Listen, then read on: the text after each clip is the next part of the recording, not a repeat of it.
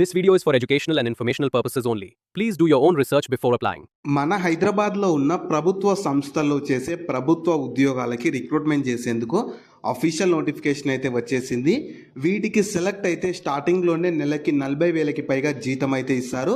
ఎలాంటి పరీక్ష లేకుండా ఒక్క రోజులోనే మీకు ఎంపిక అయితే చేస్తారు. ఎలాంటి అప్లికేషన్ ఫీ కూడా లేదు. సో నేను ఇదే వీడియోలో నోటిఫికేషన్కి సంబంధించిన ఫుల్ డీటెయిల్స్తో పాటు మీకు సెలక్షన్ ప్రాసెస్ ఎలా ఉంటుంది అవన్నీ కూడా ఇదే వీడియోలో చెప్తాను. వీడియోని మాత్రం చివరి వరకు చూడండి. అలాగే చాలామంది వీడియోస్ చూస్తున్నారు, అప్లికేషన్స్ చేసుకొని వెళ్తున్నారు, కానీ వీడియోస్ని లైక్ చేయడం లేదు. మీరు ఇచ్చే ఒక్క లైక్ మాకు ఎంతో ఎంకరేజ్ చేసినట్లు ఉంటుంది. ఇలాంటి మంచి మంచి జాబ్స్ గురించి డైలీ అప్డేట్ చేస్తూ ఉంటాను. సో ఖచ్చితంగా ప్రతి ఒక్కరు వీడియోస్ని లైక్ చేస్తూ స్కిప్ చేయకుండా ఎండ్ వరకు చూడండి. అలాగే మన ఛానల్కి వచ్చిన కొత్త వాళ్ళు ఎవరన్నా ఉంటే వీడియోస్ని లైక్ చేయడంతో పాటు ఛానల్ని సబ్స్క్రైబ్ చేసుకొని పక్కనే ఉన్న బెల్ సింబల్ని కూడా యాక్టివేట్ చేసి పెట్టుకుంటే నేను ఎప్పుడు కొత్త వీడియో అప్లోడ్ చేసినా మీకు నోటిఫికేషన్ ద్వారా అప్డేట్ అయితే వస్తుంది. నెక్స్ట్ డీటెయిల్స్లోకి వెళ్ళే కంటే ముందు ఈ 2026 ఇయర్కి సంబంధించి పోలీస్ రిక్రూట్మెంట్ నోటిఫికేషన్ కూడా వచ్చేసింది. సబ్ ఇన్స్పెక్టర్ వేకెన్సీస్కి అయితే 55,000 పర్ మంత్ శాలరీ, కానిస్టేబుల్కి అయితే 35,000 వరకు ఉంటుంది. మినిమం 10+2 డిప్లొమా లేదా ఎనీ డిగ్రీ చేసిన ఆంధ్రప్రదేశ్ అండ్ తెలంగాణ వాళ్ళు అందరూ ఎలిజిబుల్ ఉంటారు. దీనికి సంబంధించి కూడా నేను డీటెయిల్ వీడియో చేశాను. ఆ వీడియో మన ఛానల్లో ఉంటుంది. అదే వీడియో లింక్ని పైన ఇక్కడ కార్డ్స్లో కూడా ఇస్తాను. ఒకసారి ఇది కూడా డీటెయిల్గా చూసేసి ఇంట్రెస్ట్ అండ్ ఎలిజిబిలిటీ ఉన్న వాళ్ళు ఈ జాబ్స్కి కూడా అప్లికేషన్స్ అయితే చేసుకోండి. సో ఈ ఆపర్చునిటీ మీకు ఈ 2026 ఇయర్కి సంబంధించి మన హైదరాబాద్లో ఉన్న సీమ్యాట్ నుంచి అయితే వచ్చిందనమాట. మీరు కావాలనుకుంటే ఇన్ఫర్మేషన్ మొత్తం ఇక్కడ ఇచ్చిన వీళ్ళ అఫీషియల్ వెబ్సైట్లో కూడా చూసుకోవచ్చు. ఈ అఫీషియల్ వెబ్సైట్ని మీరు గూగుల్లో సెర్చ్ చేసినా వస్తుంది. కింద డిస్క్రిప్షన్లో కామెంట్ సెక్షన్లో కూడా పిన్ చేస్తాను. మీరు అక్కడ నుంచైనా యాక్సెస్ చేసుకోవచ్చు. అలాగే కింద డిస్క్రిప్షన్లో కామెంట్ సెక్షన్లో మన వాట్సాప్, టెలిగ్రామ్, ఇంకా ఇన్స్టాగ్రామ్ ఛానల్ లింక్స్ కూడా ఇస్తాను. మీరు వాటిని కూడా ఫాలో అవ్వండి. ఎందుకంటే నేను డైలీ వాటిలో ఇలాంటి గవర్నమెంట్ జాబ్స్తో పాటు ప్రైవేట్ ఇంకా వర్క్ ఫ్రమ్ హోమ్ జాబ్స్ గురించి కూడా అప్డేట్ చేస్తూ ఉంటాను. మిస్ అవ్వద్దు అనుకుంటే మాత్రం ఫాలో అయితే అయిపోండి. సో ఫస్ట్ నోటిఫికేషన్ ఓవర్ చూద్దాం. రిక్రూట్మెంట్ చేస్తున్న ఆర్గనైజేషన్ సీమ్యాట్. మన హైదరాబాద్లో ఉన్న సీమ్యాట్ వాళ్ళంటే centre for materials for electronics technology వాళ్ళు అయితే రిక్రూట్మెంట్ చేస్తున్నారు. ఇందులో రకరకాల రోల్స్ ఉన్నవి, రకరకాల క్వాలిఫికేషన్స్ ఉండాలి, ఎన్ని వేకెన్సీస్, శాలరీ ఎలా ఉంటుంది, ఏజ్ లిమిట్స్ ఎంత ఉండాలి, సెలక్షన్ ప్రాసెస్ ఎలా ఉంటుంది, ఎలా అప్లై చేసుకోవాలి, అన్నీ ఇదే వీడియోలో చెప్తాను. మీరు వీడియో ఏంటంటే స్కిప్ చేయకుండా చివరి వరకు చూసారంటే మీకు కూడా క్లియర్గా అర్థమవుతుంది. సో ఫస్ట్ మీకు పోస్ట్ వైజ్గా ఉండాల్సిన ఏజ్ లిమిట్స్ వచ్చేసి ప్రతి ఒక్కరికి మినిమం 18 ఇయర్స్ ఏజ్ ఉండాలి. మ్యాక్సిమం ఏజ్ జనరల్ వాళ్ళకి ప్రాజెక్ట్ సైంటిస్ట్కి అయితేనేమో 37, మిగతా ఈ 3 పోస్టులకి GRF junior research fellow, technical assistant, technical support staff, ఈ 3 వేకెన్సీస్కి మ్యాక్సిమం 30 ఇయర్స్ ఏజ్ ఉన్నా సరే మీరు అప్లికేషన్స్ మీరు ఈ నోటిఫికేషన్కి ఎలిజిబుల్ అయితే ఉంటారు. ఇలా పోస్ట్ని బట్టి మీకు ఏజ్ లిమిట్ అనేది మారుతూ ఉంది. నెక్స్ట్ మీకు శాలరీస్ ఎలా ఉంటాయంటే పోస్ట్ని బట్టి కూడా శాలరీస్ వేరీ అవుతూ ఉంటాయి. ఈ ఫస్ట్ మీకు ప్రాజెక్ట్ సైంటిస్ట్కి సెలెక్ట్ అయితే 58,000తో పాటు మీకు 30% హెచ్ఆర్ఏ హౌస్ రెంట్ అలవెన్స్ ఉంటుంది. పర్ మంత్ మీరు ఈజీగా 75,400 పొందొచ్చు. దాంతోపాటు 1 మంత్ బేసిక్ టువర్డ్స్ మీకు మెడికల్ ఎక్స్పెన్సెస్ కూడా ప్రొవైడ్ చేస్తారంట. తర్వాత మీకు జూనియర్ రీసెర్చ్ ఫెల్లోకి అయితే 31,000 ప్లస్ 30% హెచ్ఆర్ఏ ఉంటుంది. టోటల్ 40,300 పొందొచ్చు. దాంతోపాటు మీకు మెడికల్ ఎక్స్పెన్సెస్ కూడా ఇస్తారు. టెక్నికల్ అసిస్టెంట్కి అయితే 20,000 per month plus 30% HRA, so total 26,000 పొందొచ్చు. నెక్స్ట్ టెక్నికల్ సపోర్ట్ స్టాఫ్కి అయితేనేమో 16,000తో పాటు 30% హెచ్ఆర్ఏ ఉంటుంది. ఇది మీకు 20,800 ఇస్తారనమాట. 1 మంత్ మీకు బేసిక్ టువర్డ్స్ మెడికల్కి ప్రొవైడ్ చేస్తారు. సో ఇలా పోస్ట్ని బట్టి మీకు శాలరీ అనేది వేరీ అవుతూ ఉంది. మీకు మంచి హెచ్ఆర్ఏ ఉంటుంది. సో ఇన్ హ్యాండ్ శాలరీ ఎక్కువ పొందొచ్చు. కాబట్టి అవకాశం ఉండి మంచి జీతం పొందే ప్రభుత్వ ఉద్యోగాలు కావాలనుకునే వాళ్ళు అవకాశాన్ని వదులుకోకండి. నెక్స్ట్ మీకు ఎలిజిబిలిటీ మాత్రం కొంచెం స్పెసిఫిక్గా అడుగుతుంది. కొన్ని పోస్టులకు ఎక్స్పీరియన్స్ కూడా అడుగుతున్నారు. మీరు క్లియర్గా చూస్తే మీకు అర్థమవుతుంది. ఫస్ట్ ఏంటంటే నేను ఇంకోటి కూడా ఏం చెప్తానంటే, ఒకవేళ ఇప్పుడు నేను చెప్పబోయే క్వాలిఫికేషన్ మీకు లేకపోయినా సరే మీ ఫ్రెండ్స్ అండ్ ఫ్యామిలీ మెంబర్స్లో ఖచ్చితంగా ఎవరికన్నా ఉంటే వాళ్ళకి ఈ వీడియో షేర్ చేయండి, చాలా యూజ్ అవుతుంది. ఫస్ట్ ఏంటంటే ప్రాజెక్ట్ సైంటిస్ట్కి first class masters degree in metallurgy, chemical, mechanical engineering, ఈ waste research engineering and management చేసి ఉండాలి.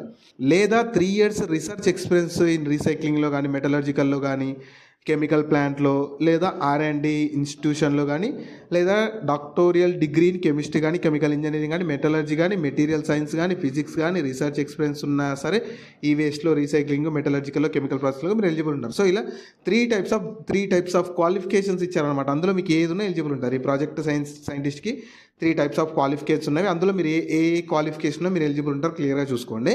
తర్వాత JRF జూనియర్ రీసెర్చ్ ఫెల్లోకి అయితే మీరు first class MSc in physics కానీ, కెమిస్ట్రీ కానీ, మెటీరియల్ సైన్స్ కానీ, లేదా ఫస్ట్ క్లాస్ ఇన్ బీటెక్ కానీ, బీఈ కానీ, మెటలర్జీ లేదా కెమికల్ లేదా environmental, mechanical, material science, electronic engineering ఏదో ఒకటి చేసిన వాళ్ళు ఎలిజిబుల్ ఉంటారు. సో ఇలా రకరకాల క్వాలిఫికేషన్స్ అయితే ఉన్నాయన్నమాట.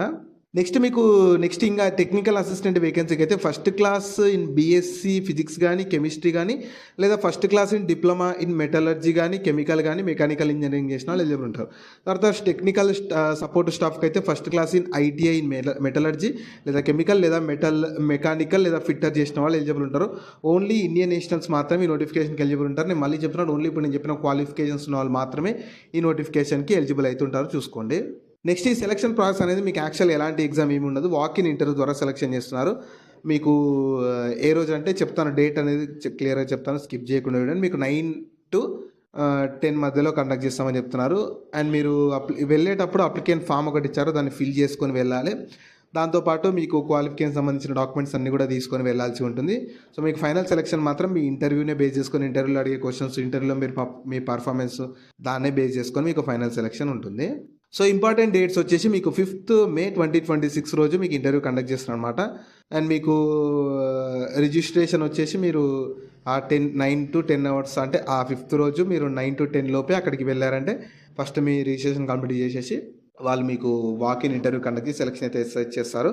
ప్రాజెక్ట్ డ్యూరేషన్ వచ్చేసి మీకు 22nd September 2026 అని ఇచ్చారు. అప్పటివరకు అయితే ఇనీషియల్గా ప్రాజెక్ట్ ఉంటుంది. దాని తర్వాత ఇంకా వాళ్ళ ప్రాజెక్ట్ని బట్టి పొడిగించడానికి అవకాశం కూడా ఉంటుంది.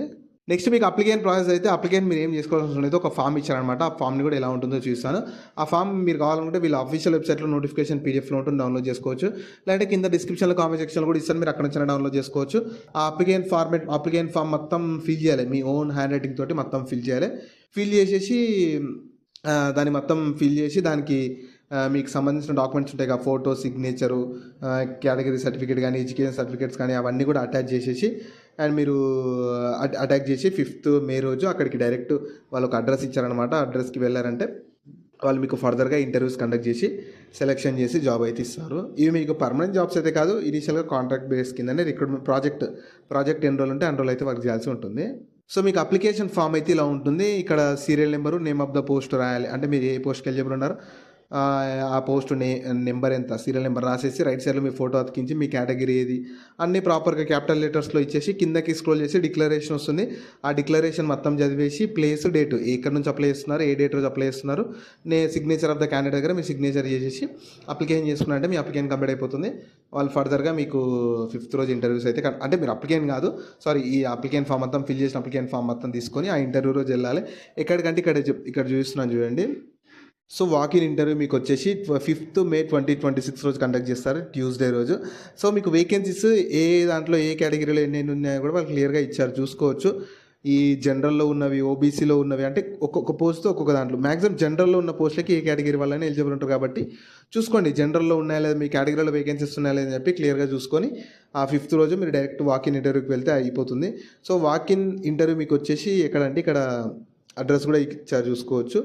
మీకు చెర్లపల్లి HCL PO హైదరాబాదు 500051 ఈ లొకేషన్కి అయితే మీరు 5th May రోజు వెళ్ళిపోతే మీకు అక్కడనే అప్లికేషన్ ఫామ్ తీసుకొని దాని రిలేటెడ్ డాక్యుమెంట్స్ అన్నీ తీసుకొని ఒక సెట్ జిరాక్స్, ఒక సెట్ ఒరిజినల్ తీసుకొని ప్రతి దానిపైన మీరు సైన్ చేసి ఆ 5th May రోజు వెళ్ళారంటే మీకు ఇంటర్వ్యూస్ కండక్ట్ చేసి సెలక్షన్ అయితే చేస్తారు. ఎలాంటి ఎగ్జామ్ ఏమీ ఉండదు, మీకు అప్లికేషన్ ఫీ కూడా ఏమీ ఇవ్వలేదు, కేవలం ఇంటర్వ్యూస్ ద్వారానే ఆ రోజు సెలెక్ట్ అయిన వాళ్ళకి ఆ రోజు మీకు సెలెక్ట్ అయ్యారో లేదో కూడా చెప్పేసి సింగిల్ డేలోనే మీకు జాబ్ వస్తుందో లేదో కూడా చెప్పేసి జాబ్ అయితే ఇస్తారు. ఇది మీకు సెప్టెంబర్ వరకు అలా ఉంటుంది. దాని తర్వాత ప్రాజెక్ట్ డ్యూరేషన్ బట్టి పొడిగించడానికి అవకాశం ఉంటుంది. కాబట్టి పర్లేదు, మాకు మంచిగా ఖాళీగానే ఉన్నాం, క్వాలిఫికేషన్ ఉందనుకునే వాళ్ళు అవకాశాన్ని యూటిలైజ్ చేసుకోండి.